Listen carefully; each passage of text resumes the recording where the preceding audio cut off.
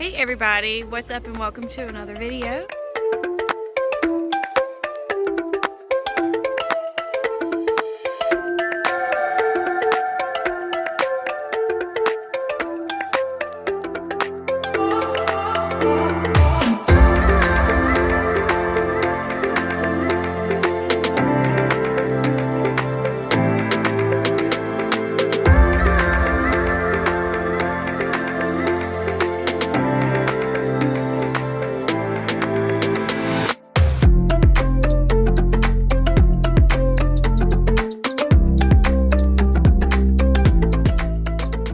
I know I do one a week usually, but I decided I was gonna do another one. Why not? It's such a nice day out.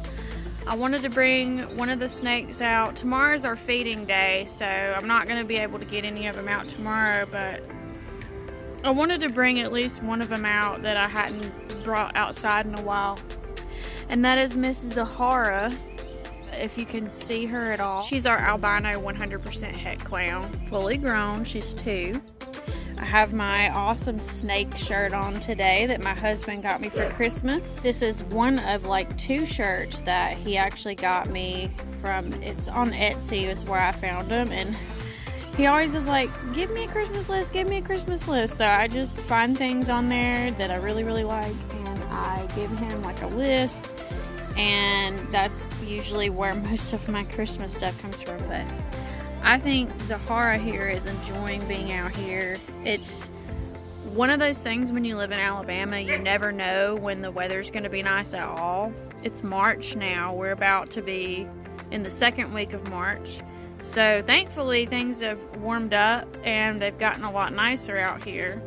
So I'll be able to take more of the snakes outside again, and it's going to be exciting because a lot of them are starting to get bigger and growing up, and you'll get to see more updates about them.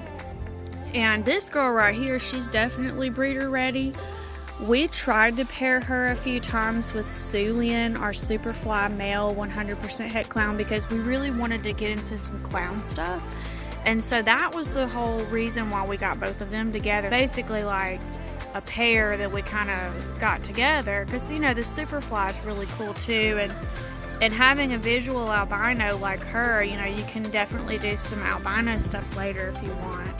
But we didn't have any success, any locks with either of them. They had 3 locks with Priya and Leo. Priya is our lesser cinnamon, you've seen the really big one before, and then Leo is our pastel inchy pinstripe 100% het orange ghost. And the whole reason why I got Leo was because he was a breeder ready male, he was a proven male.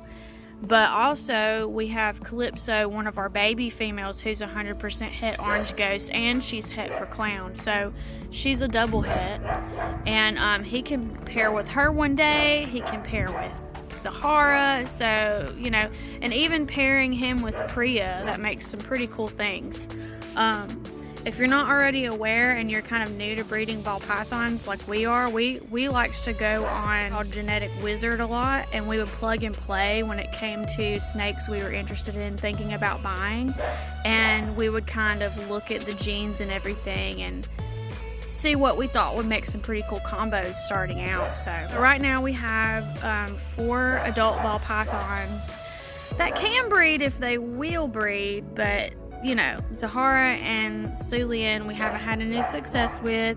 And then Priya and Leo locked 3 times throughout, like starting October through December, and we totally thought we saw an ovulation and a prelay shed from Priya, and we don't know if she reabsorbed or what in the world happened. We went out and bought a little incubator because we already had a homemade incubator just in case she were to lay, but we went out and we bought a little incubator that we found. I've done a video on that before, and we wanted to go ahead and take advantage of that deal because we got a really good deal on it. We got it for half off, and it was brand new, never used. Now unfortunately we don't have any eggs right now, and our reticulated pythons and our boa constrictors are still too young. They're 1 or 2 years too young, so we have to wait a little bit on them. To show you guys this, I was so excited to receive this in the mail. Ren's aunt got this from Zoo Lily, and it says, future herpetologist, I love reptiles and amphibians. Is that not adorable? We've had a little bit of backlash when it comes to us being snake keepers and having a baby, because you know how people are that don't know anything about snakes. Nice to know that we have people that know and love us, that, you know, think about things like this, because this really makes us happy. You know, we're so excited for her to get to grow up around these animals and learn about these animals and just have a really cool childhood and experience that not a lot of kids get to have. Remember when I spoke to you guys last week about our update with getting our new enclosures in and moving them upstairs, the ones that we're going to be putting all the snakes downstairs in? Actually, those 20 gallons that we've got in the living room, there's 6 of them. They're going to be empty for a little while. And I was kind of thinking, because we were debating on whether leaving them downstairs and putting more things in them, like things that we're going to keep, or just putting them upstairs in storage and, you know, utilizing them for baby snakes one day, like when we start breeding, to have some extra space. There was a concept that I was thinking about, and you guys tell me in the comments below. If you are a breeder, whether you're new to breeding or not, I had considered, you know, since those 20 gallons are going to be empty not long from now, I'd actually thought about doing like a small scale reptile rescue. To where, you know, we could take in certain types of reptiles that could be housed in 20 gallons, like some smaller snakes or baby snakes, or just smaller reptiles in general that would do fine in a 20 gallon, and we could utilize those 20 gallons, you know, to foster some reptiles and help find them homes, because, you know, we've done that before. We've had a few reptiles that we've actually helped find homes for, and that was just something I thought that might be a cool way to kind of give back and help out a little bit, because even though, you know, we want to do the breeding thing and that's our primary thing, it would be nice and fun and kind of something good to do on a small scale to sort of help some other reptiles out that might be looking for homes. So what do you think about that? Let me know down in the comments. If you're a breeder, would you consider running a small scale rescue in addition to your breeding? Do you think that would be too much to handle? Is that a great idea? What do you think? Because I'm sure at some point a lot of us have some enclosures lying around that we know we're not using and we're not going to use for a long time. When you get empty enclosures, do you always plan to put more things in them that you're going to keep, or do you just put them in storage? Or, you know, have you ever thought about doing a rescue? Let me know. I'm going to go upstairs and I'm going to show you the enclosures. They're not put together yet. We don't have all of them upstairs yet. We have got about 3 of them moved up there, but they're PVC enclosures and we have to put them together. But I'm going to show you kind of like the size and like our plans and everything. So here are the enclosures. Like I said, they're not put together yet, but they're 4x2. We've got 6 of them. So it's going to be really awesome. We're going to stack them up. It's going to literally look like a zoo exhibit in here. I'm so excited.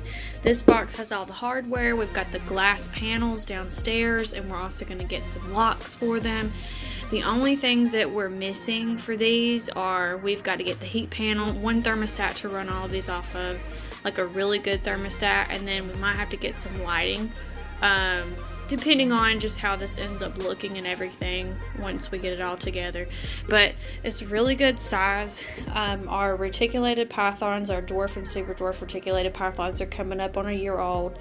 Our one of our female boas, Harley, who you've seen before, you know, she's coming up on 2 next month, and then the rest of our boas are basically coming up on 1 year as well. So these will be really good grow out enclosures, and once the snakes that are going to be in these get too big for these and we have to upgrade again, we're going to actually use one of these for Pumpkin, because she's going to get bigger and she's going to need a 4x2 enclosure so she can have some more room. So and obviously we'll have the rest. We'll have 5 more 4x2 enclosures for other reptiles if there's other really cool snakes or things we want to keep, and we can just kind of end up having one giant exhibit in here, and it's going to be really awesome. So we're so excited. These took a while to get here. We had to order them like, gosh, back in like last summer, so it almost took a year to get these, but it's really worth it, and we're very excited to get these put together and show you guys and give you an update on that. And you know, I've also been showing you a lot of Pumpkin. We actually got word about someone that is got a bearded dragon, an adult bearded dragon, that they're looking for a home for. We may take that one in, we're not sure yet. But if we do take that one in, you'll be seeing updates on that. And as you know, there's always a ton of bearded dragons that always need homes. So I encourage you, if you want to get a bearded dragon, even though they're super popular and they're just everywhere, you can definitely get them from breeders or rescue them. Just think about it, because you know, they're a little bit more involved when it comes to a lot of other reptiles, and they need a little bit more attention than a lot of other reptiles, and they just have a little bit more when it comes to their care requirements and dietary requirements. And so they're not something that you can just leave in an enclosure and never pay attention to. And a lot of times people get bearded dragons because they're probably the most popular pet lizard besides maybe like a leopard gecko. And so what happens is people get these as babies and then they realize they don't have time for them. They don't have, you know, the money to take care of them, and you end up seeing bearded dragons everywhere. So they're really, really cool animals, and I encourage everybody to get one if they're really interested. But like I said, do some really good research on these and just make sure that you're really, really up for having a bearded dragon and that you've got what it takes as far as time and money to take care of them. I'm going to show you my favorite snake in here. Should I say favorite? Do you play favorites with your snakes? I don't know. Is that bad? She's just so sweet. Look. Oh my gosh. She's amazing. This is our normal. She's double het for clown and orange ghost. She's so incredibly sweet, you guys. Like, she loves people. I mean, ever since we got her, we haven't had to do anything as far as hand taming her. She's just was sweet right out of the box. And we got her from a breeder in Florida. I'll have to look up the name of them so I can remember who they were, but really great people that we worked with getting her. She's a normal, you know, double het. She was around $200,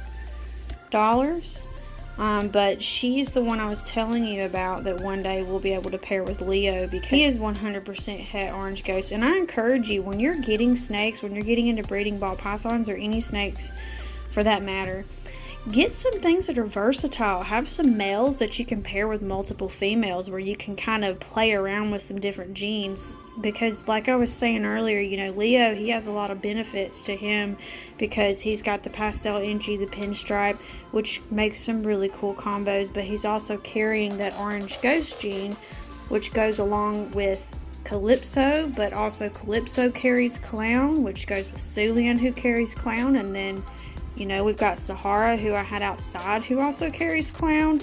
So, you know, if you really get a good selection going with your males and your females, especially your males, a lot of people will tell you not as male heavy as female heavy. Make sure you have multiple females and that most of your males are what they call like powerhouse males, or, you know, multiple gene males. So get you some males that got like 3 or 4 or 5 genes in them. And get you some males that, you know, if they're not a visual, that they're going to carry some really good hets for you.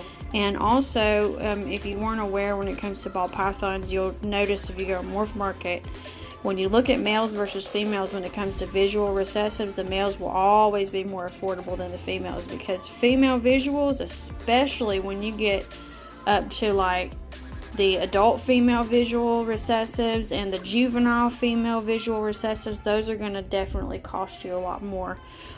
So I encourage you to kind of do your research and like go on Genetic Wizard like I was talking about earlier, and you can really, really work on your goals, like get you a list together of like what's your breeding goals, you know, what's your plan, what do you want to do? Do you want to make something new? Do you want to make something that's already out there? Do you want to add on to something that's already out there? There's so many different possibilities. Here, this is Sulian, or Superfly male 100% het clown.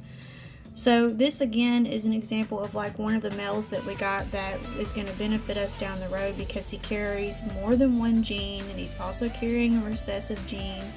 And he is a snake that we can use with multiple different pairings with different females and come out with some really awesome combos.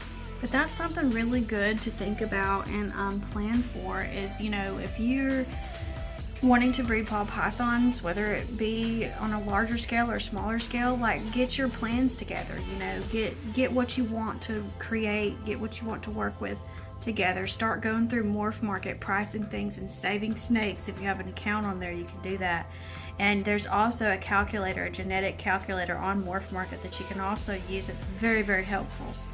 And it'll kind of help you figure out what to look for when it comes to planning your breeding. Just wanted to show you her because this is just hilarious to me how she is.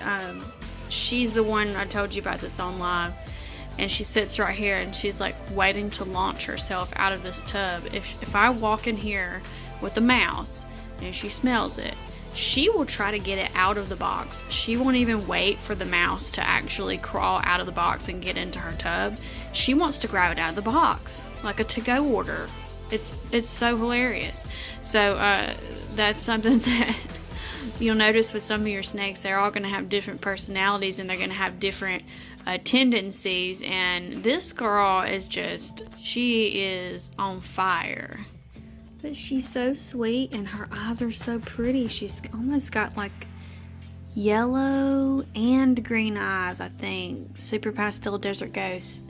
We got her from Dynasty Reptiles. If I haven't mentioned that before, I love ordering from Dynasty Reptiles. It is so quick and so convenient.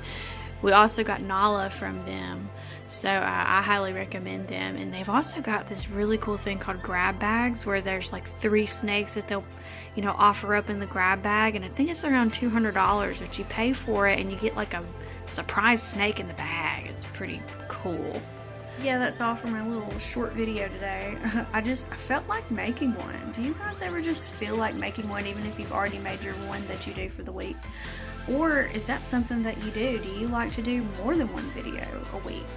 That's totally doable for a lot of people, and that's something that a lot of people, you know, it keeps people engaged. So let me know what you do. I hope you're having a great weekend.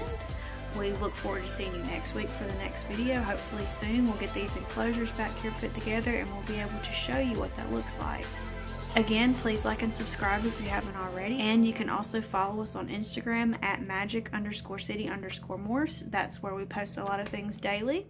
So if you're wanting to see some stuff daily instead of once or twice weekly on here on our YouTube channel, then head on over to Instagram and follow us.